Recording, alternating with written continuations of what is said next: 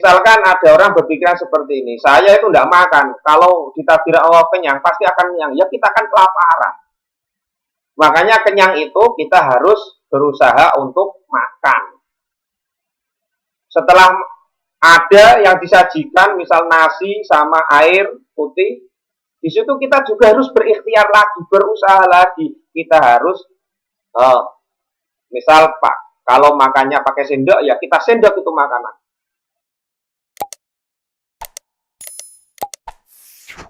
Assalamualaikum warahmatullahi wabarakatuh. Hamdan wa syukran lillah amma ba'd. Bertemu kembali dengan saya Bapak Slamet Haryanto.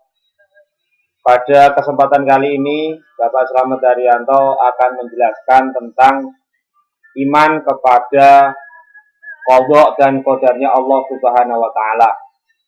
Untuk itu terus tonton video ini sampai habis. Jangan lupa dukungannya di channel saya, subscribe yang paling utama. Karena apa? Subscribe itu sekali lagi tidak bayar. Makanya terus dukung media pembelajaran ini agar channel ini semakin berkembang ke depannya. Dan saya doakan untuk kalian semuanya yang menonton video ini sehat zahir batin beserta keluarganya dilimpahkan rahmat dan barokah dalam kehidupannya. Amin ya robbal alamin. Iman kepada qadha dan qadarnya Allah Subhanahu wa taala adalah bahasan saya berikutnya. Setelah kemarin saya membahas tentang pengertian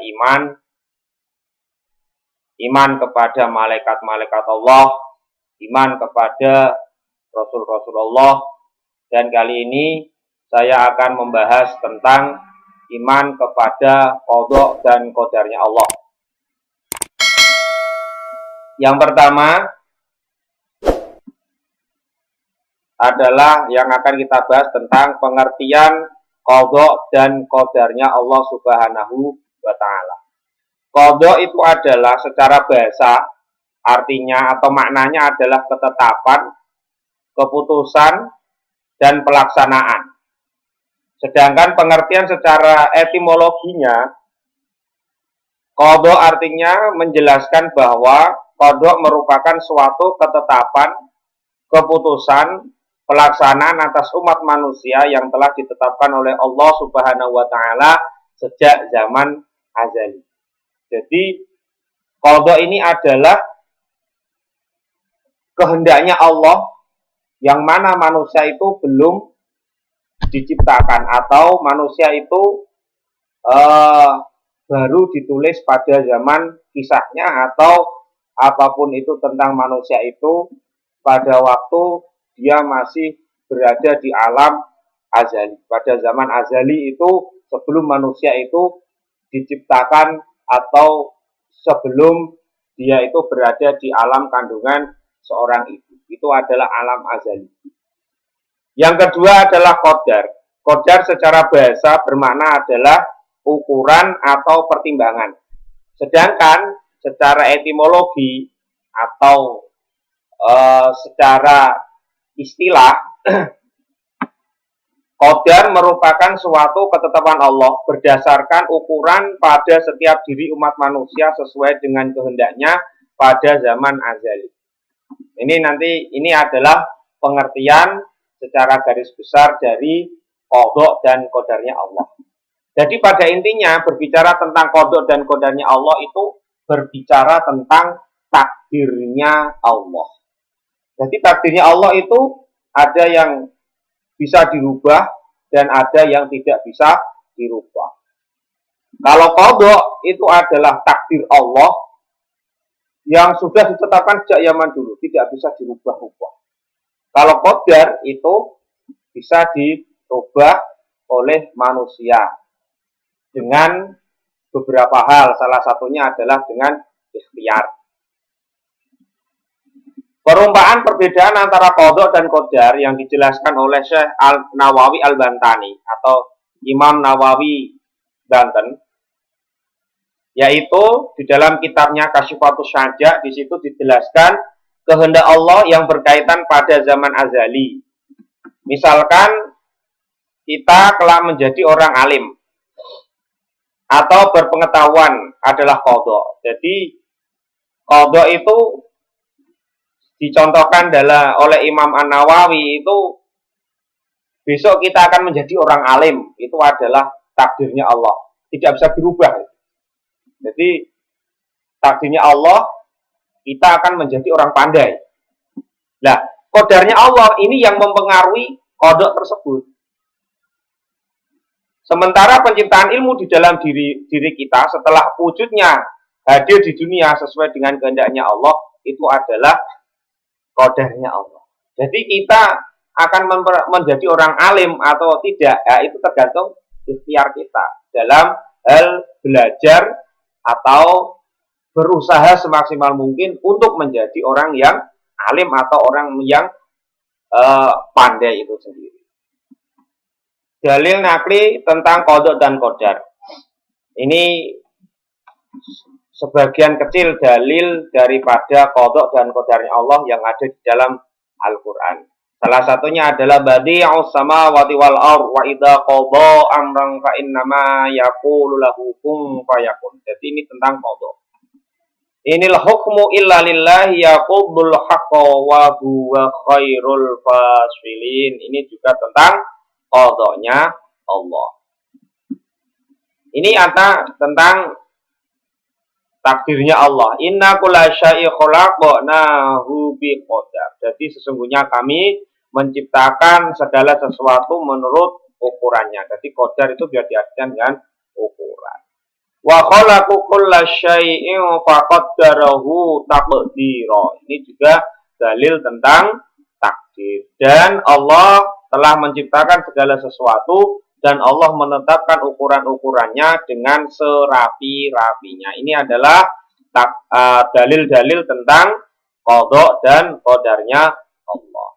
Jadi iman kepada qadha dan qadarnya Allah atau takdirnya Allah adalah mempercayai dan meyakini dengan sepenuh hati terhadap segala ketentuan dan ketetapan Allah yang berlaku pada makhluknya.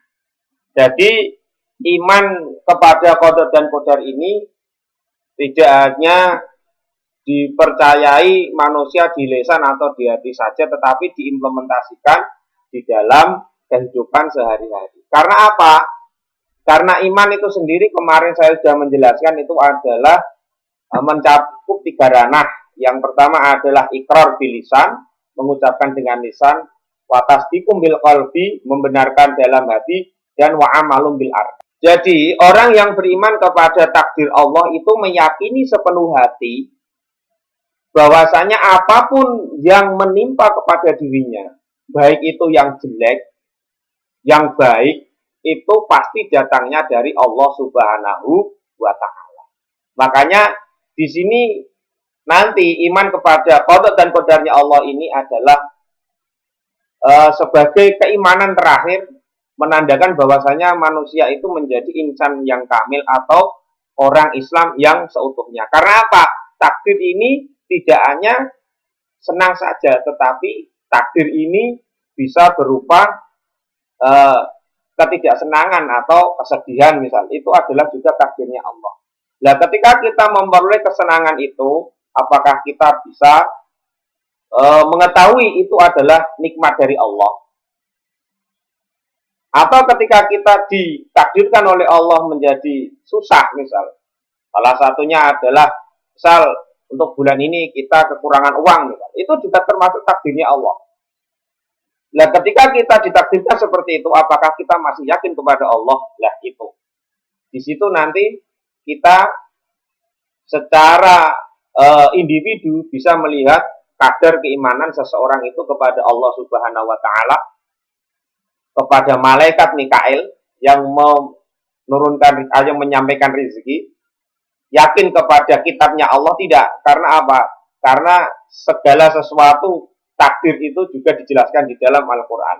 Ini juga termasuk ajaran dari Rasulullah Shallallahu Alaihi Wasallam. Ini adalah Jadi nanti ketika kita itu tidak iman kepada takdir, berarti kita itu otomatis tidak iman kepada yang 5 di atasnya, yaitu iman kepada Allah, malaikat, kitab, rasul, bahkan hari akhir. Makanya orang yang tidak beriman kepada takdir itu dikatakan oleh Rasulullah tidak beriman kepada hari akhir. Makanya ketentuan yang baik maupun ketentuan yang buruk itu semuanya adalah takdir dari Allah Subhanahu wa Ta'ala. Ini ada macam-macam takdir. Jadi takdir itu dibagi menjadi 2 macam. Yang pertama itu adalah takdir mu'alaq. Takdir mu'alaq itu apa? Takdir yang bisa dirubah. Atau takdir yang bisa berubah. Atau takdir yang disandarkan pada ikhtiar dari manusia itu sendiri. Contohnya, takdir mu'alaq itu adalah kita ingin pandai, ya harus belajar. Makanya orang ketika seorang pelajar meminta kepada Allah di kegelapan malam misalnya, atau habis sholat dia minta, ya Allah berilah saya kepandaian, kepintaran. Tetapi kalau dia tidak belajar, ya sama saja. Itu bukan berarti orang yang iman kepada takdirnya Allah. Salah. Jadi harus diluruskan ini.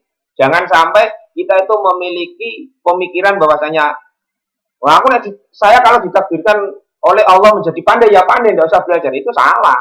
Karena apa? Karena pandai, bodoh, itu adalah takdir mu'alaq. Tergantung sebagaimana usaha kita untuk meraih itu. Termasuk sukses, itu juga termasuk takdir mu'alaq. Makanya, kalau kita mengamati kegiatan kita sehari-hari, itu akan menjadi pelajaran bagi kita. Contoh saja kita makan. Kita itu kalau misalkan ada orang berpikiran seperti ini, saya itu tidak makan, kalau ditakdir Allah kenyang, pasti akan kenyang. Ya kita akan kelaparan. Makanya kenyang itu kita harus berusaha untuk makan. Setelah ada yang disajikan, misal nasi sama air putih, di situ kita juga harus berikhtiar lagi, berusaha lagi. Kita harus, misal Pak, kalau makannya pakai sendok, ya kita sendok itu makanan. Kalau kita sendok tapi tidak kita masukkan ke mulut, tidak kita kunyah, tidak kita proses di dalam mulut, tidak kita masukkan ke dalam perut kita, tidak kita telan, ya kita tidak akan kenyang. Makanya takdir itu identik dengan ikhtiar seseorang manusia. Makanya di sini perlu diketahui, Allah itu sangat demokratis sekali dengan manusia. Jadi Allah itu sudah jelas. Jadi manusia itu Allah itu menciptakan segala sesuatunya, manusia itu di tengah-tengah. Jadi kamu mau ke kanan atau ke kiri, nah itu tergantung ikhtiarnya manusia. Jelas sudah. Seorang pelajar itu pasti tahu di dalam hatinya, di dalam pikirannya pun tahu bahwasanya kalau saya tidak belajar, saya pasti bodoh. Itu sudah tahu. Kalau saya belajar, pasti akan menjadi orang pintar. Itu sudah tahu. Tetapi karena nafsunya yang terlalu tinggi, godaan setan yang selalu kuat, makanya dia terus malas. Makanya dia menjadi orang yang bodoh. Padahal Allah itu tidak menciptakan manusia itu menjadi orang bodoh. Kenapa kok ada orang bodoh? Karena dia itu malas untuk berikhtiar. Karena tidak mau berikhtiar menjemput takdirnya Allah Subhanahu wa Ta'ala. Nah, wajib hukumnya manusia itu berikhtiar. Ini jadi ketika ingin pandai, maka harus belajar. Ketika ingin sukses, maka kita harus berusaha semaksimal mungkin. Ada lagi, tapi perlu diingat, ada lagi takdir yang kedua, yaitu takdir mubrom. Takdir mubrom itu adalah takdir yang tidak bisa dirubah oleh ikhtiar manusia. Contoh, kematian. Jadi seberapapun kita itu menghindar dengan kematian, tidak akan pernah kita bisa merubah. Karena datangnya itu pasti. Makanya semua orang pasti akan mati. Kullu nafsin dha'iqatul maut, semuanya pasti mati. Yang bersemir mati. Yang ngaji di pondok pesantren, mati. Yang berjudi, mati. Yang tidak berjudi, mati. Yang minum minuman keras, mati. Yang minum kopi, juga mati. Makanya itu takdir mubham pasti akan terjadi. Kenapa kok seperti itu? Karena Rasulullah dulu itu ditawari oleh malaikat Israel, ya Rasulullah, ini takdir engkau untuk kembali kepada Allah Subhanahu wa taala, yaitu wafat. Tetapi Allah tadi memerintahkan kepada saya untuk memberikan tambahan waktu kepada engkau jika engkau mau. Jawabnya Rasulullah, tidak. Saya tidak mau usia saya ditambah. Akhirnya malaikat Jibril pun bertanya, kenapa ya Rasulullah? Padahal Allah sudah memberikan hal itu kepada engkau lewat malaikat Israel. Tetapi Rasulullah mengatakan, karena Allah telah menakdirkan saya wafat umur sekian, detik ini, jam ini, menit ke ini, maka saya tidak akan menolaknya itu. Kalau saya meminta tambahan waktu atau meminta tambahan panjang umur, maka saya itu tidak beriman kepada takdirnya. Makanya kematian itu pasti akan datang. Idza jaa ajaluhum la yastakhiruna sa'atan wa la yastaqdimun.